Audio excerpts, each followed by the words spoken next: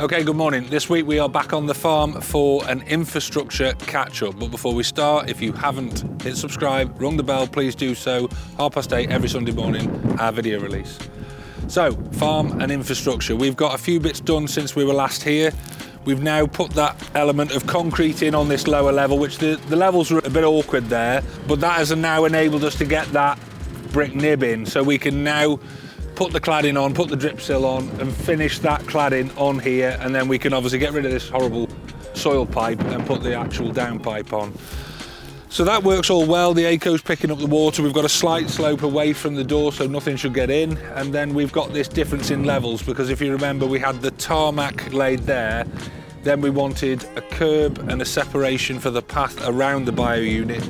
And then obviously we are not level threshold into the bio unit. We are the two courses as a normal sort of traditional build. So that then meant that we could put this here slab in.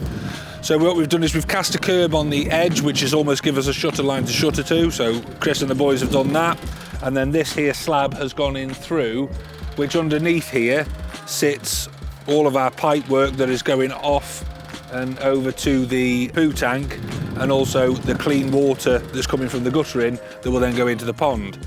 Inside, can't show you inside because Clayton, the moron, gives someone the key and didn't bring it back. But Ash has been in there. He's now whitewashed everything through, so everything is white painted, ready for the other works to go on. Wayne had already been in painting to put the architraves around the door frames. There's no skirting to go on because if you remember, we're having that flooring that comes up the cap and cove, sort of including the skirting. JDC have been back in. We've had outside lights put on. All the cameras are now on. All the outside lights are working. Everything's up and running. And we've also had Nik Gas out, and he has come and installed our boiler. So this is what I was saying about, we've got a central heating boiler that's going to fire not just the hot water but all the underfloor heating.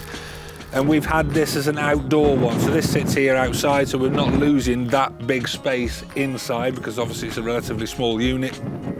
But that now is all up and running. So finally, we have got some heat going on now in the building, which is just, I mean, to be fair, we opened all the doors and the windows to dry the last of the plasterwork out so it didn't hold ash up. But now we've got a bit of heat in there, that has just sped up the whole process of the painting and drying everything off. That is fed from the pipework in under the ground all the way over to where we put the new tank. So we've had a squatted tank installed up there, so again from the house and from the drive you can't really see it by the time the panels are blended in, so that's all done.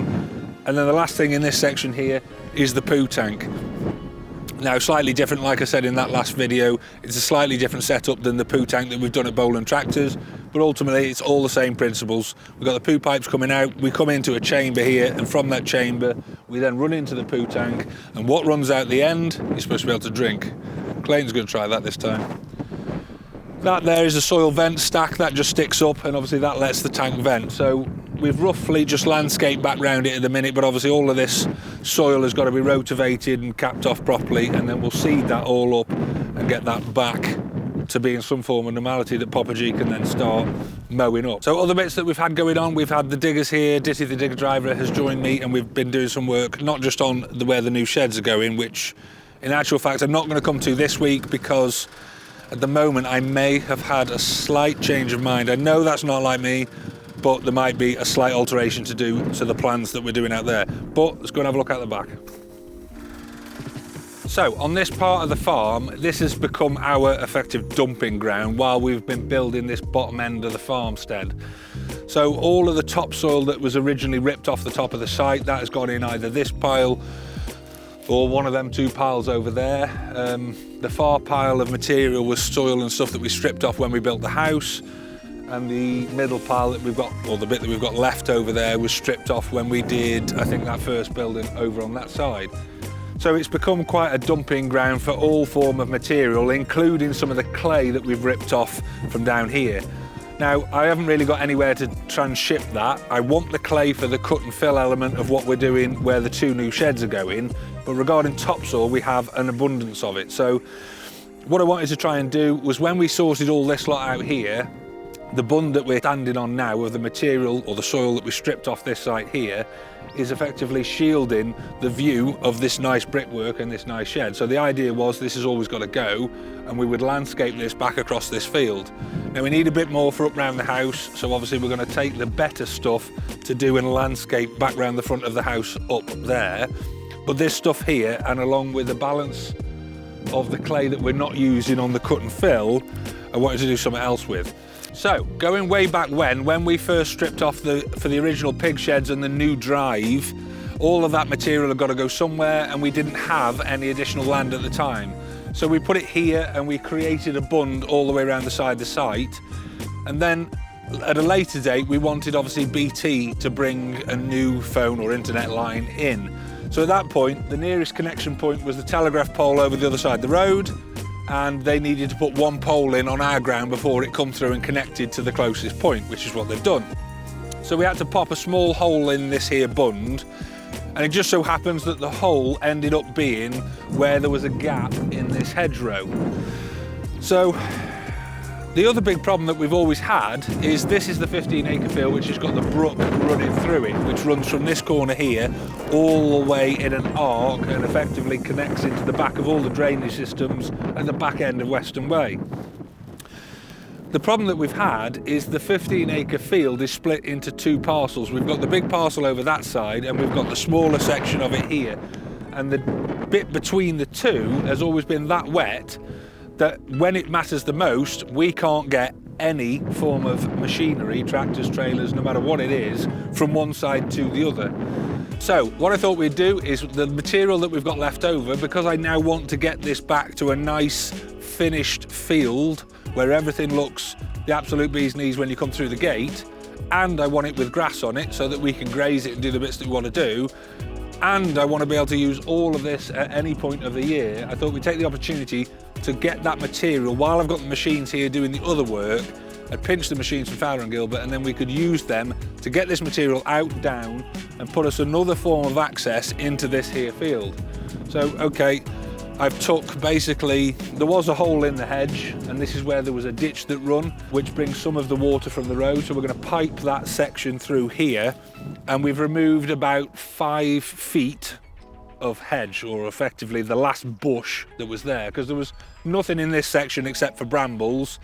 So it made the most sense, albeit not in the corner of the field where I perhaps wanted it, because there was already a hole in the hedge. That made it easier for us to do. So I popped this ramp in, and then that material now will all come down and spread through this low patch here, which will then give us that access from there to here should we need it. But ultimately we'll probably separate that from this, and then we've got 2 paddocks effectively the same size from the grazing perspective. Or if we wanted to mow that sort of higher productive grass field there, we can just graze this and have this in our grazing rotation, which also links up with the 6-acre and with the back end of Western Way stuff, so we can keep running cattle round, and we've got that route back in to the farmstead. So it's a little bit of work and it's a little unsightly at the moment, but I can see that up here the end is in sight now of having an area, certainly the bottom end of our farmstead, completely finished, because as this is all happening here, in a few weeks' time, Chris and the guys will be back from Bowland Tractors, and they're going to drop on finishing that last section of concrete on that yard, in that courtyard area, and all the panels that we've got going around the ponds. So that section will then all be finished, and then all the focus will then be on where the 2 new sheds are going. So then after we've done all that, it's Philip Walton. He's going to come back, do us the bits of fencing that we want. So I've got him booked to come in 3 weeks from yesterday, in fact, when I asked him.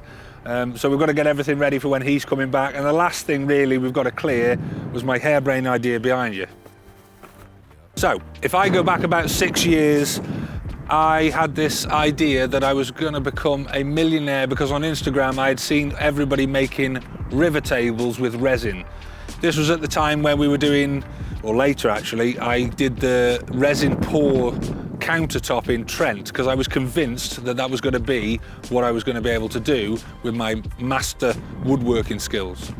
So trees that we had got basically dotted around on different sites, I cut down, I brought them back, I kept a ruck of stuff that I logged up, and then additionally I kept the smaller stuff here, which was going to come in for something. The bigger stuff, ultimately I was going to plank absolutely everything, and then obviously leave it for a couple of years, let it naturally dry out, and then do my river tables. As it happens, I don't have a minute of time. I got bored of planking. I've actually got a load of planked wood up the top, but I got bored of planking it with a chainsaw, and we have just moved this pile of logs from one place to another to another to another while we've been doing all the works.